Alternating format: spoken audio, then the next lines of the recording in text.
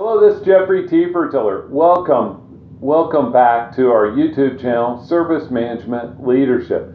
If you have not been with us on our channel before, we do appreciate you being here, and if you have, welcome back.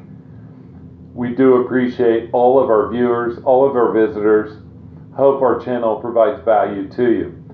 Today's video is the 7th in our series on ITIL Release and Deployment Management, adapted from a BMC white paper.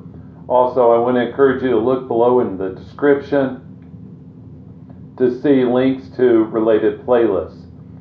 Today I want to talk about the second phase in release and deployment management, the ITIL process. Once a release plan is in place and it's been approved by change management, the responsible teams, the teams that are tasked with building and designing this release and the changes associated, they get together. We need to have a meeting. Everybody has meetings, right? And so we need to make sure our documentation is correct in terms of what are we building, what are the requirements, what are we building, what design documents need to be in place, all that fun stuff.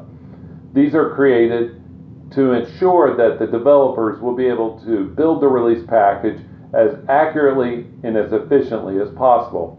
And throughout the build process, accurate records should be kept so that the build process can be repeated as necessary.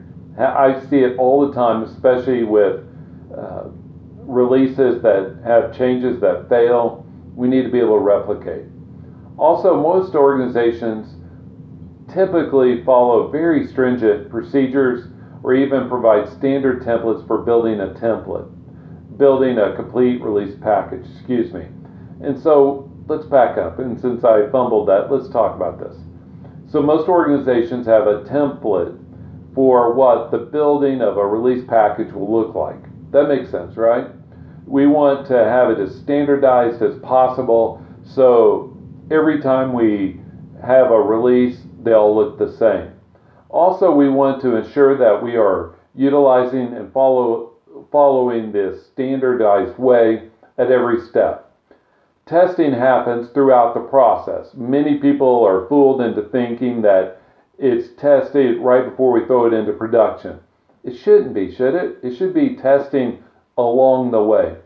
And so we want to test all of the configuration items that might be impacted or changed. We want to test the end-to-end service. We want to do all of that. And two things to remember along the way. Pilots are a great way to identify and correct any issues with a service before they are deployed to the entire audience or the entire organization. These pilots are a phased release where we deploy to a small group, then bigger group, and then finally get to the whole organization. Second of all, some teams also may choose to stage a rehearsal practicing what this will look like, especially if we have very sequenced tasks that have to go into production.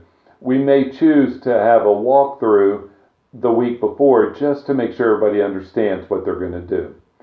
This is Jeffrey T. Fertiller. Thank you for joining us on our YouTube channel. Please like or share the video.